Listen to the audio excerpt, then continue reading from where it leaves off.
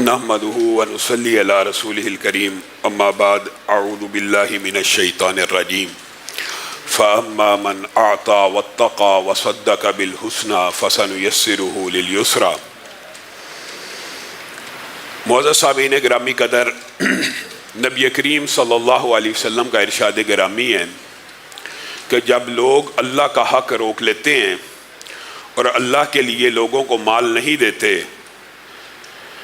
اور زکوٰۃ کو روک لیتے ہیں تو آسمان سے بھی قحطوں کا، بھوک کا نزول ہو جاتا ہے۔ مفہوم یہ بھی ہے کہ بیماریوں کا بھی نزول ہو جاتا ہے، حتیٰ کہ ایک حدیث میں رسول اللہ صلی اللہ علیہ وسلم نے ارشاد فرمایا لولا البہائم لم یمطروا، اگر جانور نہ ہو، چپاہے نہ ہو تو زکوٰۃ کو روک لینے کی وجہ سے اللہ رب العزت آسمان سے پانیوں کو بھی روک دے۔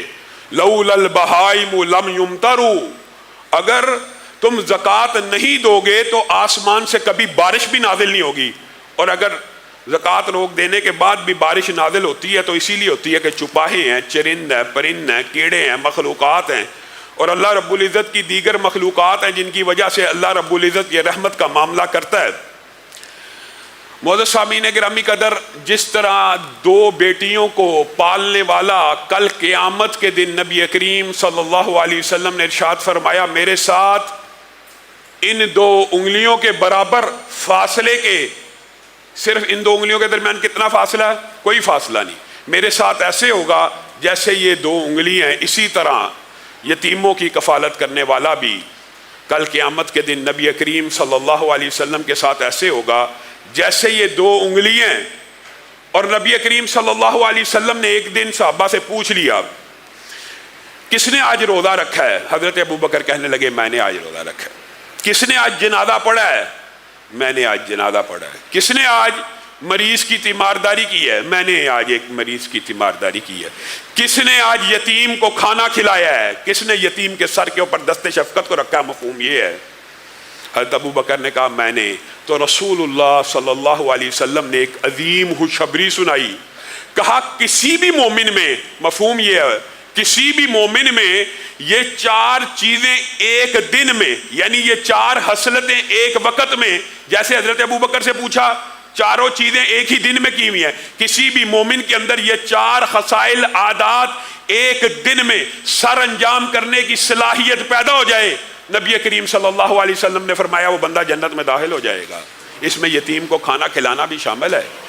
اور نبی کریم صلی اللہ علیہ وسلم جب یہ بات بیان کر رہے تھے، جو اللہ کی بارگاہ میں 1 روپیہ خرچ کرنا بھی اجر و ثواب ہے، ایک بندے کو کپڑے پہنانا بھی اجر و ثواب ہے، لیکن نبی کریم صلی اللہ علیہ وسلم ترغیب دے رہے ہیں کہ جو اللہ کی بارگاہ میں جوڑا جوڑا خرچ کرتا ہے تو اللہ تعالیٰ کل قیامت کے دن جنت کے ایک دروازے سے، یعنی باب الصدقہ سے، ویسے تو جنت کے دروازے باب الجہاد بھی ہے، باب الصلاۃ بھی ہے، باب الریان بھی ہے، تو نبی کریم صلی اللہ علیہ وسلم نے جب یہ کہا کہ جوڑا جوڑا خرچ کرنے والے کو بھی جنت کے ایک دروازے سے پکارا جائے گا، تو حضرت ابو بکر یہ باتیں جب سنا کرتے تھے تو ایک دن ان کے دل میں یہ خیال آیا اے اللہ کے رسول، کیا کوئی خوش قسمت ایسا بھی ہوگا کہ جنت کے 8 دروازے جو نیکیوں کے ساتھ خاص اور مختص ہیں، 8 کے 8 دروازے کسی بندے کو پکارتے ہوں گے؟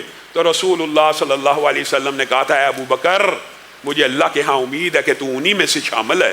اللہ رب العزت ہم کو بھی نیکیوں کا یہ اعمال کرنے کی توفیق دے کہ ہمیں بھی جنت کے 8 دروازے پکارے، اور وضو کے بعد جو دعا ہے جس کے بارے میں حدیث ہے اگر پڑھ لو گے تو انشاءاللہ جنت کے 8 دروازے کل قیامت کے دن تمہیں بھی پکاریں گے۔ میرے بھائیوں، بالعموم ہوتا یہ ہے کہ انفاق فی سبیل اللہ، ویسے تو یہ ایک ایسا حق ہے جو سابقہ امتوں کے اوپر بھی فرض کیا گیا تھا، اور اسماعیل کے واقعے میں اللہ رب العزت نے کہا وہ اپنے گھر والوں کو نماز کا اور زکوٰۃ کا حکم دیا کرتے تھے، لیکن عموماً دیکھا جاتا ہے کہ جو کسی چیز کی تبلیغ کر رہا ہوتا ہے وہ خود اس کے اوپر اتنا کاربند نہیں ہوتا، تو اس کی تبلیغ میں بھی اثر کم ہوتا ہے۔ لیکن رسول اللہ صلی اللہ علیہ وسلم جب انفاق فی سبیل اللہ کی تبلیغ اور تلقین کیا کرتے تھے، خود ان کا انفاق آپ سن کے حیران رہ جائیں گے۔ رسول اللہ صلی اللہ علیہ وسلم نماز پڑھ رہے ہیں، اچانک نماز ختم ہوئی ہے، تیزی سے اپنے گھر کے اندر دوڑ گئے ہیں، دوڑ کے تیزی سے داخل ہوئے ہیں۔ یہ نبی کریم صلی اللہ علیہ وسلم کا عام معمول نہیں تھا، صحابہ حیران رہ گئے کہ نبی کریم صلی اللہ علیہ وسلم کبھی ایسی اجلت اور تیزی کا مظاہرہ نہیں کیا کرتے. آج کوئی مختلف بات ہے, آج کوئی اسپیشل بات ہوئی ہے, کوئی چیز ایسی ہے جس کے بارے میں سوال کیا جائے تو رسول اللہ صلی اللہ علیہ وسلم سے صحابہ نے پوچھ لیا آپ اتنی اجلت اور تیزی سے کہاں چلے گئے؟ تو نبی کریم صلی اللہ علیہ وسلم نے ارشاد فرمایا دوران نماز ہی میرے ذہن میں خیال آیا. یہاں سے ایک بات یہ بھی سمجھ آتی ہے کہ دوران نماز کا خیال آ جانا, نماز کے اندر کسی چیز کے خیال آ جانے سے نماز فاسد نہیں ہوتی, البتہ کنٹرول کرنا چاہیے. رسول اللہ صلی اللہ علیہ وسلم نے کہا دوران نماز مجھے خیال آیا کہ میرے گھر میں ایک فلاں ڈلی سونے کی صدقے کی نیت سے پڑی ہوئی ہے, اور میں نے جب سلام پھیرا تو میرے اندر یہ تیزی پیدا ہوئی کہیں مہلت ختم ہونے سے پہلے پہلے وہ صدقہ میرے گھر میں ہی نہ رہ جائے. میں فوراً گیا اور اللہ کی بارگاہ میں صدقے کو کر دیا. نبی محترم صلی اللہ علیہ وسلم کے بارے میں حضرت عائشہ بیان کرتی ہیں کہ انہم ذبحوا شاطن, ایک دن ہم نے ایک بکری کو ذبح کیا. فقال النبی صلی اللہ علیہ وسلم, تو رسول اللہ صلی اللہ علیہ وسلم نے فرمایا ما بقی منہا, اس میں سے کیا چیز باقی رہ گئی ہے؟ بکری ذبح کی اللہ کے نام پہ, تو رسول اللہ پوچھنے لگے ما بقی منہا, اس میں کیا چیز باقی ہے؟